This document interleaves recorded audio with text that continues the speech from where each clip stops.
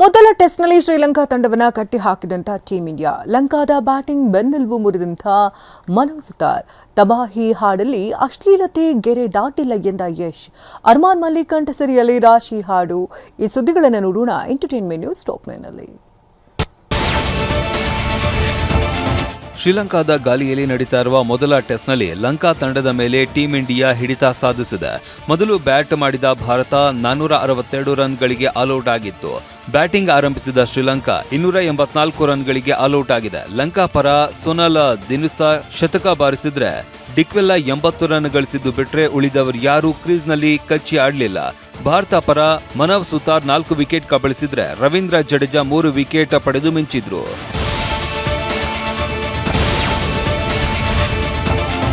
ಇತ್ತೀಚೆಗಷ್ಟೇ rocking star Yash ಅಪ್ಕಿ ಅದಾಲತ್ ಕಾರ್ಯಕ್ರಮದಲ್ಲಿ ಭಾಗಿಯಾಗಿದ್ರು. ಅವರಿಗೆ ತಬಾಹಿ ಹಾಡು ಕಾಂಡೋಮ್ ಆಡ್ ತರ ಇದೆ ಅಂತ ಹೇಳಲಾಗ್ತಾ ಇದೆ ಅಂತ ಆಂಕರ್ ರಜತ್ ಶರ್ಮಾ ಪ್ರಶ್ನಿಸಿದ್ರು.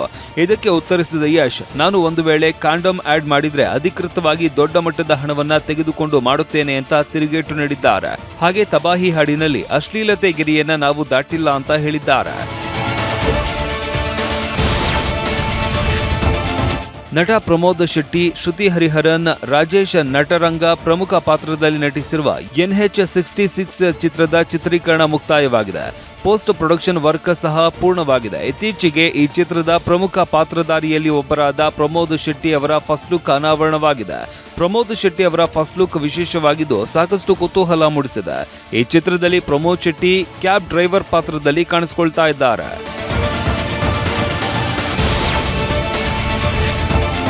ಮಿಥುನ್ ಸುವರ್ಣ ಅವರ ನಿರ್ದೇಶನದ ರಾಜನಿವಾಸ ಚಿತ್ರದಲ್ಲಿ ರಾಘವ್ ನಾಯಕ್, ಕೃತಿಕಾ ರವೀಂದ್ರ ಪ್ರಮುಖ ಪಾತ್ರದಲ್ಲಿ ಕಾಣಿಸಿಕೊಂಡ್ರೆ ಹಾಗೂ ಶ್ರೀನಗರ ಕಿಟ್ಟಿ ವಿಶೇಷ ಪಾತ್ರದಲ್ಲಿ ನಟಿಸಿದ್ದಾರೆ. ಕರ್ನಾಟಕ ರಕ್ಷಣಾ ವೇದಿಕೆಯ ರಾಜ್ಯಾಧ್ಯಕ್ಷರಾದ ನಾರಾಯಣಗೌಡ ಬಿಡುಗಡೆ ದಿನಾಂಕವನ್ನ ರಿವೀಲ್ ಮಾಡಿದ್ದಾರೆ. ನವೆಂಬರ್ 6ರಂದು ತೆರೆ ಕಾಣಲಿದೆ ಚಿತ್ರ. ಈ ವೇಳೆ ಕರವೇ ರಾಜ್ಯ ಮಹಿಳಾ ಘಟಕದ ಅಶ್ವಿನಿ ಗೌಡ ಕೂಡ ಉಪಸ್ಥಿತರಿದ್ದರು.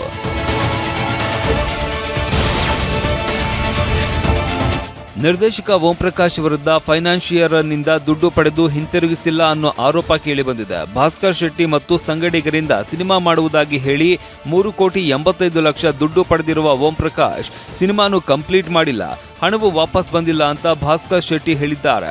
ನಿನ್ನೆ ಫಿಲ್ಮ್ ಚೇಂಬರ್ಗೆ ದೂರು ನೀಡೋದಕ್ಕೆ ಆಗಮಿಸಿದ್ರು.